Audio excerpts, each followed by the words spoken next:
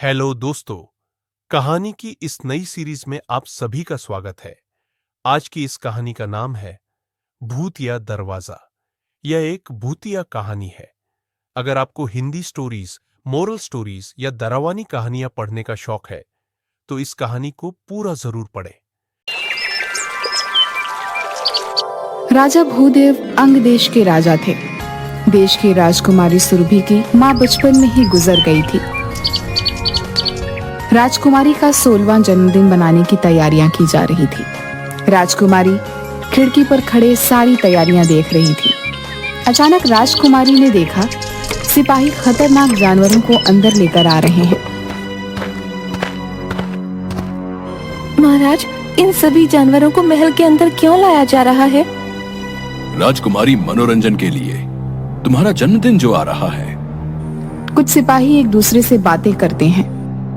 अगर यही हाल रहा तो राज्य के सारे जानवर समाप्त हो जाएंगे। हर हफ्ते 50 जानवर हवेली में भेजे जाते हैं। अपनी जुबान बंद रखो, दीवारों के भी कान होते हैं, समझे? कभी तुम्हारी बात राजकुमारी के कान तक ना पहुंच जाए। राजकुमारी सिपाहियों की बात सुनकर हैरान हो जाती है। राजकुमारी जानवरों के पीछे पीछे उनका रास्ता लगाने देती है। तभी एक सिपाही राजकुमारी को देख लेता है। राजकुमारी जी, आप यहाँ? महाराज के सख्त निर्देश हैं कि आपको यहाँ न आने दिया जाए। अचानक तेज हवा का झोंका आता है और राजकुमारी की चुन्नी उड़ते हुए एक दरवाजे के पास गिरती है। अरे, यहाँ तो पिताजी स्वयं दरवाजे के पास खड़े हैं और जानवरों को अंदर भेज रहे हैं। पिता को देख वो अपना दुपट्टा उठाकर वहां से चली जाती है, पर राजकुमारी को सारी रात नींद नहीं आती। आखिर पिताजी महाराज मुझे वहाँ जाने के लिए क्यों मना कर रहे हैं?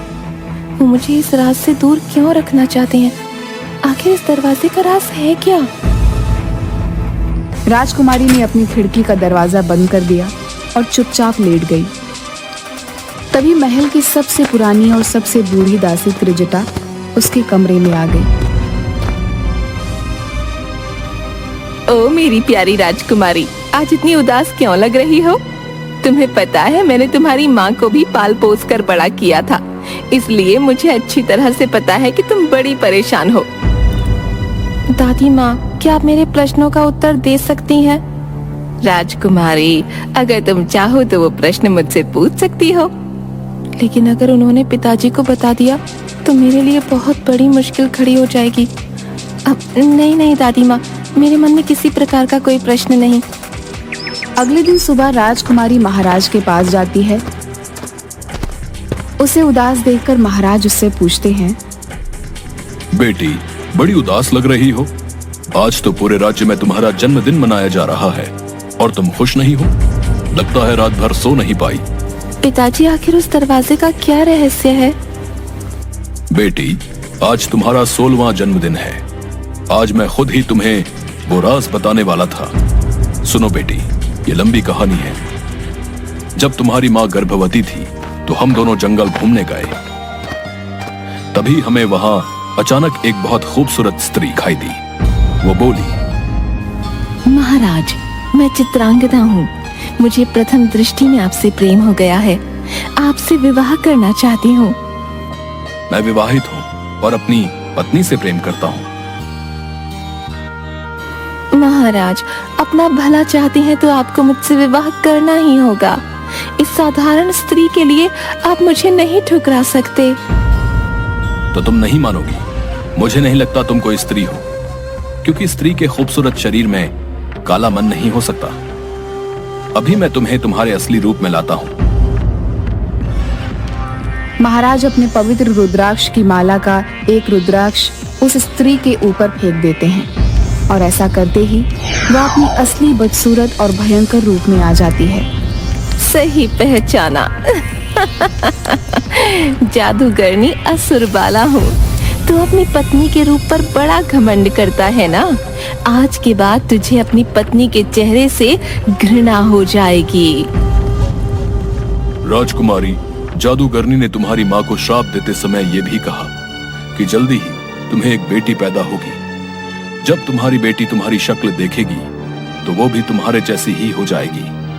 और ऐसा कहने के बाद वो न जाने कहां गायब हो गई। तुम्हारे जन्म के कुछ समय के बाद एक दिन अचानक ही महारानी का चेहरा बहुत भयंकर हो गया।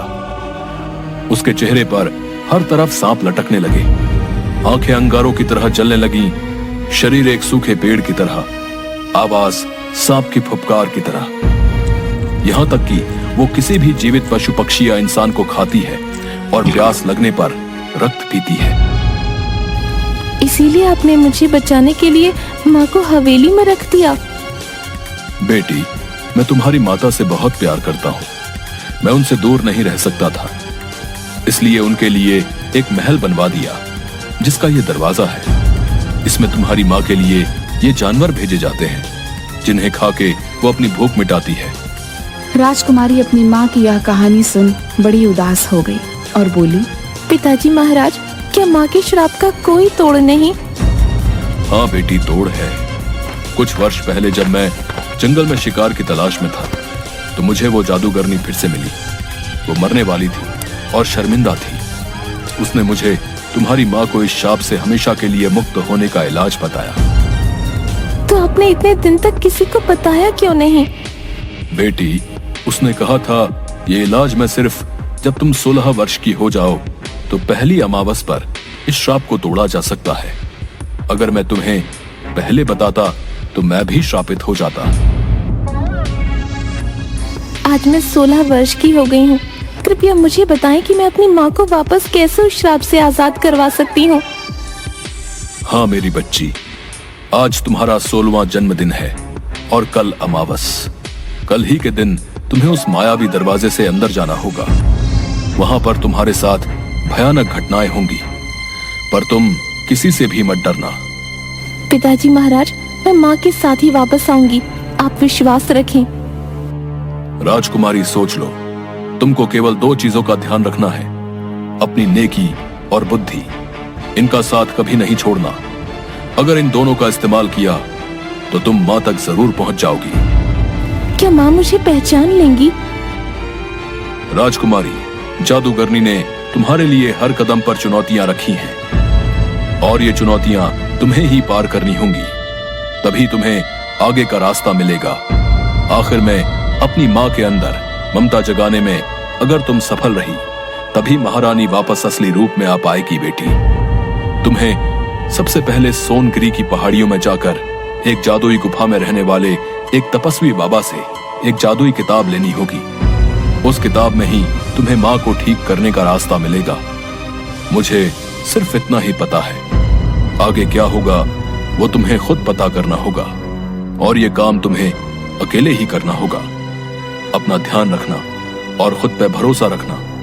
ये लो, ये रुद्राक्ष की माला, ये तुम्हारी रक्षा करेगी। खुद पर भरोसा रखना बेटी। इस दुनिया में कुछ भी ऐसा नहीं जो हम नहीं कर सकते। आप चिंता मत करिए पिताजी महाराज, मैं आपकी बातों का ध्यान रखूंगी। अपना आशीर्वाद दीजिए पिताजी महाराज। इसके बाद राजकुमारी सोनगिरी की पहाड़ियों में गुफा की तलाश में निकल जाती है। थोड़ी देर चलने के बाद उसे एक तालाब दिखाई देता है। काफी थक गई हूँ, थोड़ा बैठ जाती हूँ। वहाँ एक तालाब है, वहीं जाके थोड़ा आराम कर लेती हूँ। इसके बाद राजकुमारी तालाब के पास जाके बैठ जाती है। तभी एक हिरन थोड़ी दूर पर घायल पड़ी होती है, जिसके पास तालाब से एक मगरमच्छ धीरे धीरे उसे खाने के लिए आगे बढ़ रहा था। यह देखकर राजकुमारी तुरंत उस हिरन के पास भाग के जाती है और उस मगरमच्छ के सामने जाकर खड़ी हो जाती है। तुम चिंता मत करो, मेरे होते हुए ये मगरमच्छ तुम्हें कोई नुकसान नहीं पहुंचा पाएगा। इसके बाद राजकुमारी उस मगरमच्छ को मार देती है। तभी मगरमच्छ एक सुंदर कन्या में बदल जाती है। आप कौन हैं? मैं जल की देवी हूँ। एक बार एक तांत्रिक ने मुझे इस मगरमच्छ के रूप में कैद कर दिया ताकि वो इस तालाब के जादुई जल के साथ जो चाहे वो कर पाए। ये वन कोई साधारण वन नहीं, इस वन को देवराज इंद्र ने यहाँ के राजा को दिया था तोहफे में। इस वन की हर चीज जादुई है। अब वो तांत्रिक अपनी मनमानी नहीं कर पाएगा। तुम्हारा बहुत बहुत धन्यवाद राजकुमारी। बताओ मैं तुम्हारी कैसे मदद कर सकती हूँ? इस वन में एक गुफा है जहाँ एक तपस्वी बैठते हैं, उनसे मुझे उनकी जादुई किताब लेनी है। वो किताब तो लोगों को उनकी मंजिल दिखाती है। इस उम्र में भला तुम्हें तुम्हारी कौन सी मंजिल जाननी है? जल देवी, मुझे अपनी माँ को बचाना है। एक जादूगरनी के श्राप से वो एक राक्षसनी में बदल गई हैं। उनकी मुक्ति के लिए मुझे उस जादुई किताब तक पहुँचना ही होगा। तुम्हारी वजह से इस कैद से मैं आजाद हो पाई हूँ, इसलिए मैं तुम्हें गुफा तक पहुँचाऊंगी। उस गुफा का रास्ता इसी तालाब से होकर जाता है। वहाँ तक सही सलामत पहुँचने में ये जलरथ तुम्हारी सहायता करेगा। मैं तुम्हारी कामयाबी के लिए प्रार्थना करूंगी। जाओ, तुम्हारी यात्रा सफल हो। इसके बाद राजकुमारी उस जलरथ में बैठकर तालाब के अंदर चली जाती है। थोड़ी देर बाद वो गुफा तक पहुंच जाती है। इसके बाद जलरथ से उतरकर राजकुमारी गुफा के अंदर चली जाती है। वहां राजकुमारी को एक छोटी सी मछली के पंखों पे एक कांटा फंसा हुआ दिखता है। राजकुमारी जैसे ही उसके पंखों से वो कांटा निकालती है। आपका बहुत बहुत धन्यवाद राजकुमारी। इस कांटे की वजह से मैं अपने अपनों से पीछे छूट गई थी, लेकिन अब मैं उनके पास वापस जा सकूंगी। धन्यवाद राजकुमारी। वैसे आप यहाँ क्या कर रही हैं? इस जगह तो इंसानों को आए सालों बीत गए। मुझे यहाँ जो तपस्वी रहते हैं ना, उनसे मिलना है। उनके पास जो जादुई किताब है वो मुझे चाहिए। जादुई किताब? वो भला क्यों चाहिए तुम्हें? ओह, तो तुम्हें अपनी माँ को बचाने के लिए जादुई किताब चाहिए। तभी छोटी मछली तपस्वी में बदल जाती है। मैं तुमसे खुश हुआ बेटी। तुम इस किताब से कोई भी एक सवाल पूछ सकती हो, उसके बाद ये किताब अपने आप गायब हो जाएगी। आपका बहुत बहुत धन्यवाद बाबा। आखिरकार मैंने अपनी पहली मंजिल पार कर ही ली है। जादुई किताब, मुझे बता, मैं अपनी माँ को उस जादूगरनी के श्राप से कैसे आजाद कर सकती हूँ? इस श्राप से मुक्ति तभी मिलेगी जब कोई जंगल की आत्मा की मणि को महारानी के माथे के बीचों बीच लगा दे। इससे महारानी अपने असली रूप में आ जाएगी। इसके बाद राजकुमारी उसी जलरथ में बैठकर वापस आ जाती है।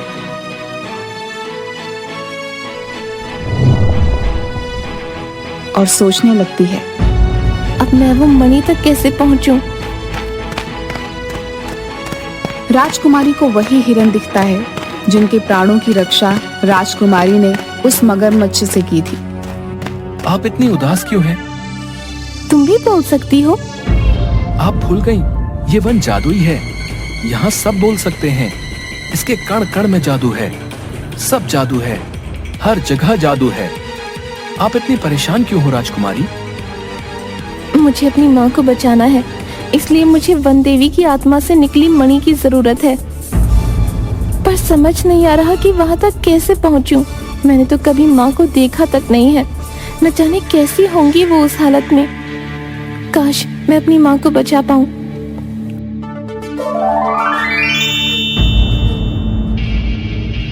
राजकुमारी भाग जाइए यहाँ से, वरना ये मेरे साथ साथ आपको भी मार के खा जाएगा।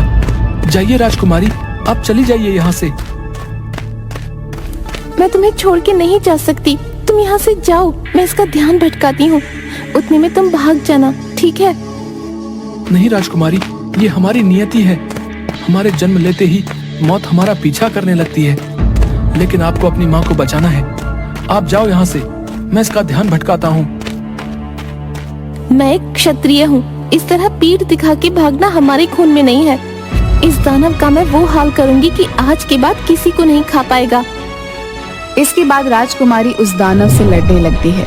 काफी देर तक लड़ने के बाद जैसे ही राजकुमारी अपनी तलवार से जैसे ही मारने वाली होती है, तभी उन दानव की आंखों में आंसू आते हुए देख लेती है और थोड़ी देर में एक छोटे से दानव को देख लेती है जो कि उसी दानव का पुत्र होता है।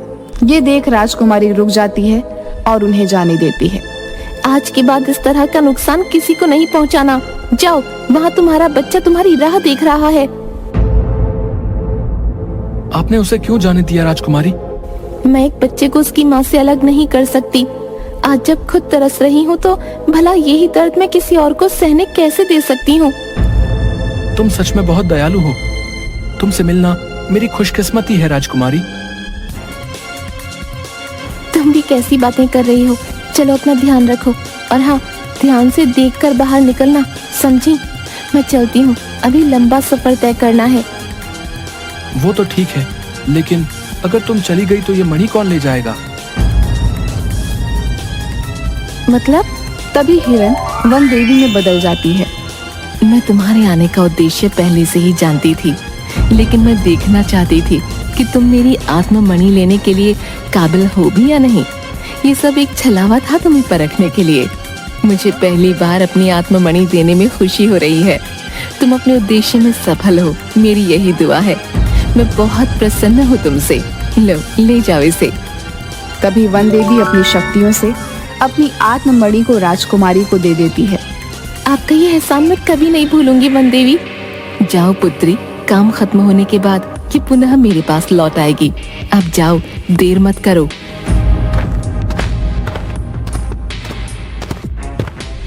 इसके बाद राजकुमारी अपने महल वापस आ जाती है। तुम आ गई बेटी। आपके आशीर्वाद से मैं माँ को ठीक करने का उपाय भी ले आई हूँ। अब बस महल के उस कमरे में जाकर माँ को बचाना है। हाँ बेटी, भगवान तुम्हारी मदद करेंगे। इसके बाद राजकुमारी उस कमरे में चली जाती है। राजकुमारी हवेली के दरवाजे अंदर चली जाती है। चारों तरफ भयंकर जानवर और मांस की बदबू फैली हुई थी। राजकुमारी जैसे ही उस आखिरी कमरे में पहुंची, तभी उन्हें एक बड़ी भयानक औरत नजर आई, जिसको देखते ही राजकुमारी डर के चीख पड़ी। कहीं ये औरत तो मेरी माँ नहीं? मैंने इतना भयानक चेहरा कभी नहीं देखा था। डरी हुई राजकुमारी ने अपने आप को संभाला। वह औरत राजकुमारी को खाने के लिए आगे बढ़ी और मुंह से सांप की फुफकार निकालने लगी। माँ, आप मुझे खाना चाहती हैं? मेरे लिए सौभाग्य की बात होगी माँ, अगर मैं आपका भोजन बन पाऊँ, आपका अंश आप में ही समाहित हो जाए। मेरा अंश? तुझ जैसी खूबसूरत राजकुमारी मेरा अंश नहीं हो सकती। नहीं माँ, पहचानो, मैं आपकी ही बेटी हूँ। बेटी? मेरी बेटी? हाथ में तलवार लेकर मुझे मारना चाहती है? माँ, एक बार मुझे गले से लगा लो, तुम्हें सब याद आ जाएगा। नहीं, मुझसे दूर रह, तुझे डर नहीं लगता? औरत ने राजकुमारी के बालों को पकड़ उसे दूर फेंक दिया। राजकुमारी के शरीर से खून निकलने लगा। चली जा, हट जा यहाँ से, वरना तुझे चबा चबा के खा लूंगी। तुझे डर नहीं लगता? ये देख मेरे दांत। माँ, कभी माँ के पास आने में भी किसी को डर लगा है? बचपन से माँ के प्यार को तरस रही हूँ, मुझे एक बार गले से लगा लो माँ। राजकुमारी दौड़कर उस भयानक औरत को गले लगा ली। औरत ने अपने दांत उसके शरीर में गड़ा दिए। राजकुमारी दर्द से चिल्लाई, माँ! लेकिन तभी राजकुमारी ने उस मणि को महारानी के माथे के बीचों बीच लगा दिया। मणि के माथे में समाते ही महारानी अपने असली रूप में आ गई। उसके ऐसा करते ही महारानी के दिल में ममता भर गई और आंखों से आंसू निकलने लगे। मेरी बच्ची, मुझे सब याद आ गया। तूने मुझे इंसान बना दिया, मैं श्राप मुक्त हो गई। ऐसा कहते ही वह औरत महारानी के रूप में परिवर्तित हो गई। जादूगरनी का श्राप सदा के लिए खत्म हो गया। राजकुमारी अपनी माँ के गले लग गई। चलो माँ, घर चलो, पिताजी महाराज आपकी राह देख रहे हैं। दोनों की हवेली से बाहर आते ही चारों तरफ खुशियां मनाई जाने लगी। पूरे राज्य में उपहार बांटे गए। आज मेरा परिवार फिर पूरा हो गया। मेरी महारानी राजकुमारी के कारण वापस आ गई। मुझे तुम पर गर्व है बेटी। आज से तुम होगी इस राज्य की नई उत्तराधिकारी। हम हमेशा सोचते थे कि हमारे बाद ये राज्य कौन संभालेगा, लेकिन जिसकी तुम निडर बेटी हो, उसे किसी बेटे की क्या जरूरत। पिताजी महाराज, आपने मुझे इस लायक समझा, आपका बहुत बहुत धन्यवाद। मैं आपकी सारी उम्मीदों पर खरी उतरूंगी, देख लीजिएगा। राजकुमारी के साहस के कारण हवेली के खूबसूरत दरवाजे को हमेशा के लिए खोल दिया गया और राजकुमारी अपने माता पिता के साथ खुशी खुशी महल में रहने लगी। ये मोरल स्टोरी आपको कैसी लगी? नीचे कमेंट में हमें जरूर बताइएगा। कहानी को पूरा पढ़ने के लिए शुक्रिया।